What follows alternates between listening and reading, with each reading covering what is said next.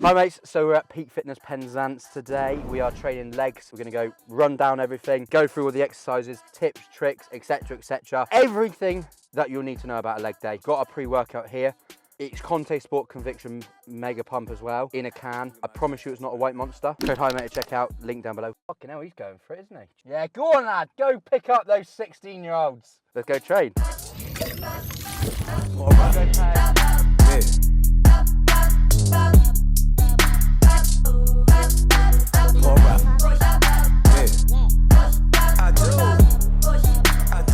Too cold in here, so like the joints are like. So we've got calf first. We are doing the standing calf raise. You can do seated, whatever. Reason I am doing it first is because I am lazy. And like most people, if you skip it or do it at the end, you're not gonna hit them. So do them first, then you can prioritize them. And you actually will do them in the end. We're doing 3 sets, 8 to 10, and then 2 sets of 10 to 15. Key focus on this one is obviously going all the way down, stretching it, and then going all the way up and actually contracting it. You're actually like squeezing the calf like it owes you money. You just flexibility. I got none.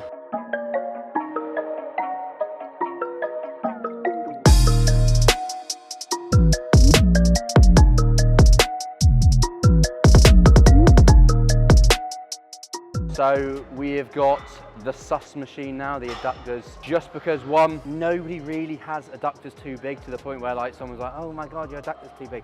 Nobody's ever said that. Plus they like actually make a big portion of your leg. So it'd be silly not to include them. Thirdly, yeah, 3 benefits to it. You can do this to then warm up for your later exercises like the hack squat, like the leg press, which can then mean you can go deeper, you can lift more weight. More weight means more mechanical tension, blah, blah, blah, blah, blah, science. We're doing 3 sets, 15 to 20, and then 2 times 20 to 25. Higher rep range, just because at the start, you don't really want to twinge anything like an adductor because it could just lead to problems. Just hit that upper rep range because obviously hypertrophy occurs from anywhere from 5, 6 reps to 30 reps. You're hitting the higher rep range on this one. The other leg session will be lower rep ranges. So obviously on adductors, you don't want to just throw the weight up and then slam these little knob bits together because then it's just going to take the tension away from the muscle. I'm not too sure if that's actually backed by science, but I'm pretty sure when I do it and feel it, it takes it away from the muscle. If you're not touching it, you've got more control of the weight. You want to go slowly down, pause it, slowly up, pause it. Because you see far too many people throwing the weight around like it's no man's business.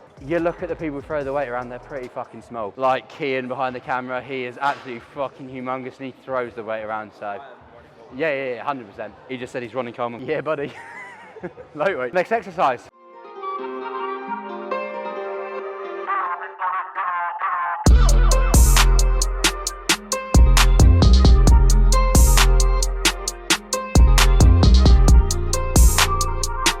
Right, big boy. Seated hamstring curl next. We're meant to be doing lion hamstring curl, but someone's on it. Obviously doing the lion hamstring curl first, you'll be targeting the contracted part of it a bit more. Obviously this is a bit more of the stretched part of the movement. In terms of setting a hamstring curl up, you might look at it and you go, fucking that's daunting. It really isn't. Leg pad. For me, I'm quite short, I'm 5'10". Is that factually correct? 5'11", I'm going to take the extra inch. You want this, so the knee pad is as high up as possible. So obviously, being it here will mean it's literally down on my ankles. If you pull it up to there, it's going to mean it's there. It means it's closer to your joint, which is going to reduce joint pressure, as well as you're just going to be able to lift more, which means more mechanical tension, more muscle growth. The seat on the back, you want it as far forward or as far back, so when you get seated in it and you get your legs up and down, you want your joint directly in line. So knees in line with axis of rotation, shin pad, knee pad, whatever the f it's called, as high as possible. This, you can see it's quite high up. You don't need to go all the way stretched up there. If your machine has it, not a lot of ones do, I'm gonna bring this down slightly, just so I'm starting a bit of better active range of motion. And then knee one, try and get as low down as possible. And then all you've got to do is push your knees up here, keep your hips locked down, and then drive. Pause it, 1, 2, 3. Don't need to go all the way up, just hold it there and down again.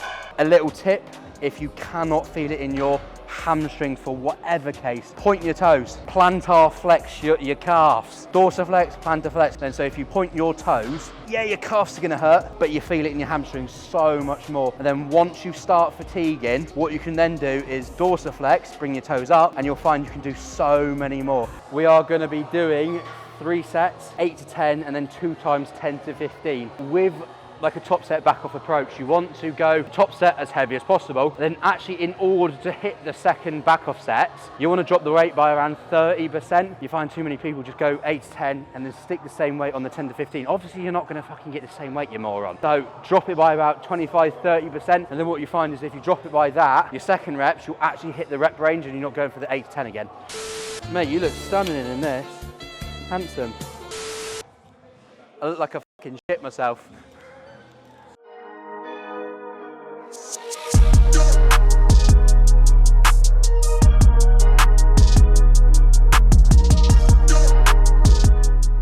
So today guys, we will be doing the leg extension.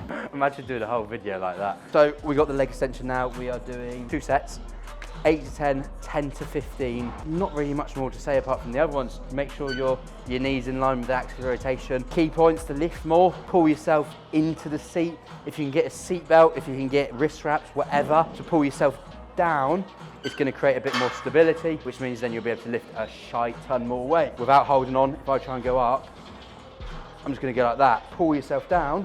The only thing moving is going to be your knees, which that means your quads are working. Also, key point, make sure everything's in line. No need to fucking flare them out, flare them in. You're not hitting different parts. Yeah, you might feel it a bit more there. If they're out, then nothing's in line. Like a boxer, you try and stack your joints, stacking your joints all the way up here. Pause at the top for 2 seconds and down.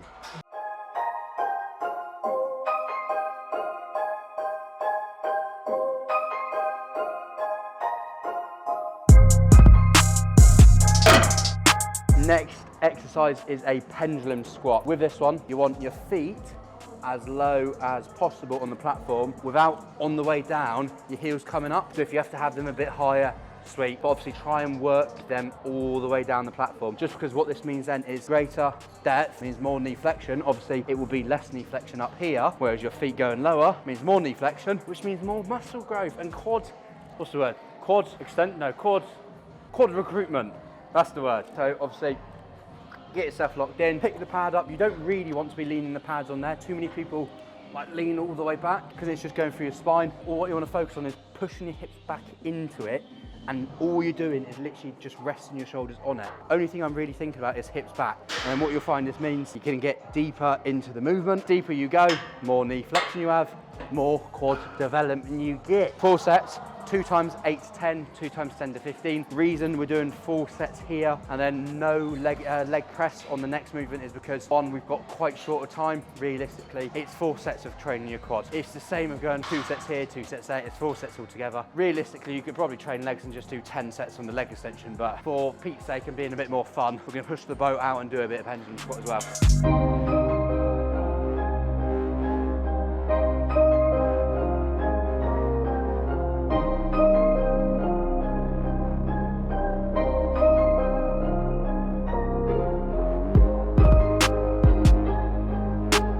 So last exercise of the day. We've got line hamstring curl. Ideally we would have done this one first because it's focusing more on that contracted part. Someone was on it, so we're fine now. 3 sets, 8 to 10, 2 times 10 to 15, then we're done. Just trying to pause it as much as possible. Don't fucking rush it. We're at the end of the session now. Like, intensity will be a bit lower, which is why we do 3 sets for the hamstrings just to equal out to everything else. But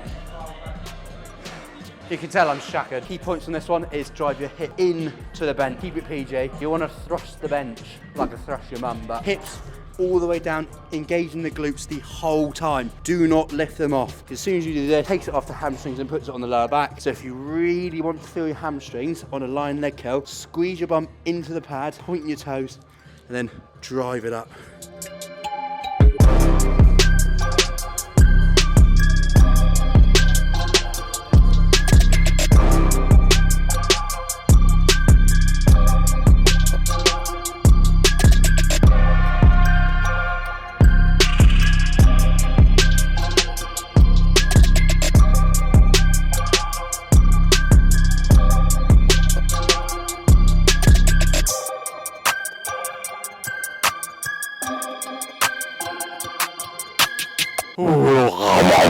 I'm going to tell you a little secret. Kian's got a small willy. I've got a small willy. So, that is session done. Hop on, get this on. That has been a leg day session. I hope you enjoyed it. If you do like this type of video, drop a like down below. Down there. Down there. Yeah. If you don't, imagine mum's door and the fucking go. Drop kick it down and fart on her pillow.